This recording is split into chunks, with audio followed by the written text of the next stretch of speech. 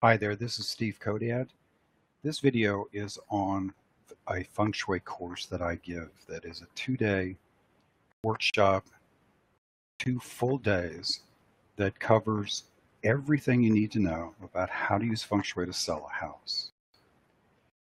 Hi again, this is Steve, and this is my logo for my company, the Feng Shui School for Real Estate. Now, I always start off my classes with the 4 big Ds. And I always had my clients do these 4 things first. It was important for them to do these things immediately before we got into doing some of the other items that you might call more Feng Shui oriented. But all 4 of these, and they are decluttering, depersonalizing, detailing, and deep cleaning, all helped greatly with respect to clearing the space and making it so much more positive. So when these tasks were completed, it really helped the feeling. And right away put this house, their house, at the top of the list. It made the house feel newer and fresher.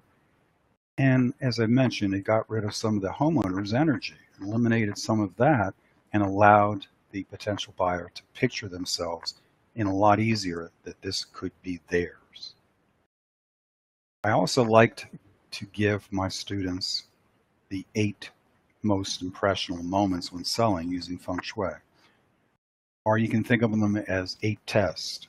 And the 8 tests are, they've got to pass curb appeal.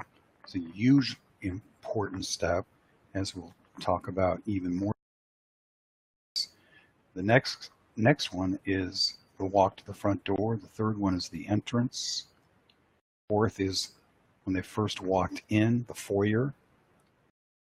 Fifth test they need to pass is the room of first impression, which we try to make sure it's to the right or to the left and not straight back. Sixth test is the ease of movement throughout the house. And then the 7th test and the 8th test are the 2 most important rooms in Feng Shui when a house is being sold, the kitchen and the master bedroom. So we spend an awful lot of time and effort on every one of these tests. Now the flow of Qi, the movement throughout the house, needs to be enhanced very, very, very specially. So you're always talking about different areas of the house and how things move, how people can move through them. Can they move through them easily? And so using focal points can help point them in the right direction and also help them to register what is special about each room. Now, furniture is certainly one that you're used to as being a focal point. Like in the dining room, it's of course the table and chairs.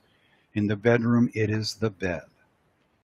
But I like using paint, especially painting one wall, and it really grabs their attention very quickly.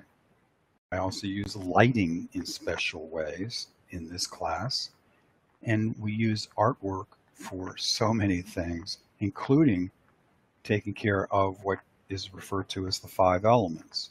But it's a great focal point if you use it correctly. So in every area of a house, you need to have a focal point that draws attention and allows them to register the importance of what they're looking at. One of the other tools that is important in the class is the use of yin and yang.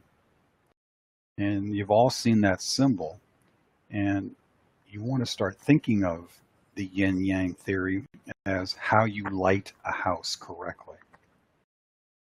Another one is the 5 elements. If you've done any work at all with the 5 elements, you know that they are natural occurring energies, and they can all be brought in by colors. Like for water, it would be blue and black. Particular objects like mirrors and glassware, and particular shapes like this wavy shape that you see, which can show up in a rug or in a painting, and therefore giving you water also. Try to get all of these elements into every room, and here are the rest of them, just to quickly give them to you, but metal, for example, just to look at one more, the colors that bring in metal are whites and grays, silver and gold. You can bring it in by metal lamps, appliances, the metal picture frames, and the shape is a sphere or a circle. Color is a big part of this course too. One of the reasons why I was drawn to Feng Shui. It's a real powerful combination of how you turn somebody on to a house. Why does it matter? Well, boy, does it draw attention if you use it correctly. And it's the first thing you notice when you walk into any room or any environment. It also has a lot to do with what I call web appeal. Curb appeal is certainly important, but nowadays you might want to just call it web appeal because a lot of people find their homes on the internet. Now, if you look at this one line here, 60% of buyers spend of their time looking at listing photos. They just pour over them. And the curb appeal photo, which is you're looking at in this picture, is looked at twice as much. A lot of people, a lot of agents don't spend enough time on making the curb appeal photo really special. Because when they're going through all these photos on Realtor.com and Trulia and so forth, quite often you just are moving too quickly. You've got to catch their attention right now. We do a lot of befores and afters in this course. And if you look at this, there are several things that are a problem. Here's one, the desk position. Here's a sharp corner, which we call poison arrows, which can hurt the comfort of the room, of the people in the room.